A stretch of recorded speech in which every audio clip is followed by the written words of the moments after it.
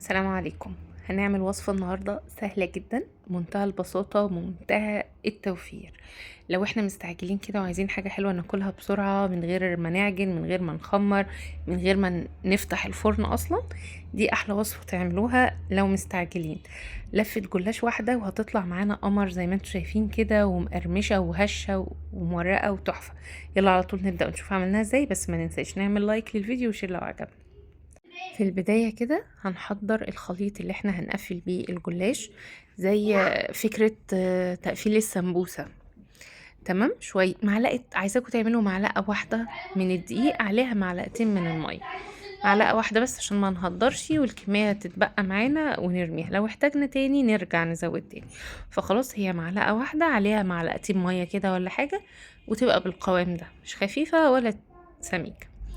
معانا بقى لفة الجلاش بتاعتنا تكون سليمة كده وطرية وحلوة وفريش لسه، ونبدأ بقى نفردها حلو. وأول حاجة عايزينها معانا عصاية بتاعت شيش طاووق أو أي حاجة نلف بيها لفة الجلاش، ورقة الجلاش بتاعتنا.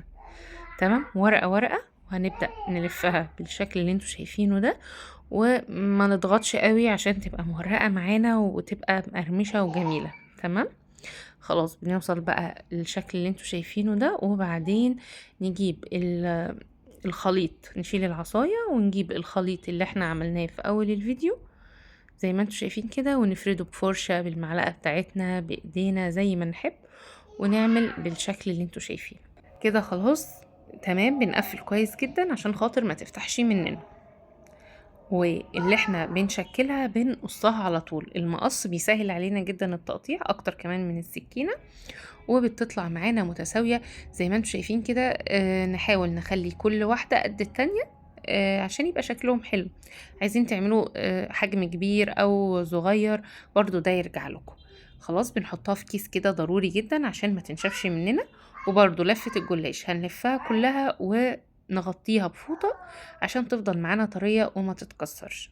لو ايدينا سريعة وهنشتغل بسرعة عادي ممكن نلف كده وهي قدامنا من غير ما نغطيها ولا حاجة، بس الأحسن والأضمن إن احنا نغطيها بفوطة عشان تفضل طرية معانا. خلاص كل واحدة بقى بعملها بقفلها كويس جدا بالخليط اللي احنا عملناه في أول الفيديو، وبالمقص قطع متساوية زي ما انتم شايفين كده بالظبط. واللي أشكله بحطه على طول في الكيس عشان ما ينشفش مني ويبوظ. والوصفة الجميلة دي بتاعت أكلات أم حازم، أكيد كلكم عارفينها. بتعمل حلويات تحفة يا جماعة، أحلى حاجة عندها الحلويات. هي كل حاجة عندها جميلة طبعا، بس هي حقيقي مبدعة في الحلويات. نرجع بقى للوصفة بتاعتنا. في الطاسة على النار الحرارة تكون أقل من الوسط، حاجة بسيطة جدا عشان ما تتحمرش مننا بسرعة وتحرق. عايزين الحرارة تكون أقل من الوسط، يتحمر على الهادي كده براحته، يقرمش ويورق ويبقى جميل جدا ويطلع لونه مظبوط. تمام، فما تعلوش الزيت، حرارة الزيت قوي عشان ما يتحرقش منكم وما يبقاش تمام.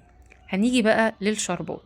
الشربات بتاعنا عايزينه يكون تقيل عشان الجلاش يبقى مقرمش، او خفيف يعني لو عايزينه يكون طري شويه. تمام، انا عاملاه، كنت عاملاه تقيل فالجلاش كان طالع معايا مقرمش جدا. فهقول لكم على مقدار الشربات والطريقه. بنحط في حله على النار كوبايتين من السكر، عليهم كوبايه ميه، ده هنعمل شربات تقيل. وبعد ما يغلي ب3 دقايق هضيف عليه رشة من ملح الليمون، رشة ما بين صوابعك كده ملح ليمون، يغلي كمان 5 دقايق. وبعدين آخر دقيقة أو يعني آخر نص دقيقة هنضيف الفانيليا، تغلي معاه شوية كده تطلع الريحة الجميلة. وخلاص كده الشربات بتاعي جاهز.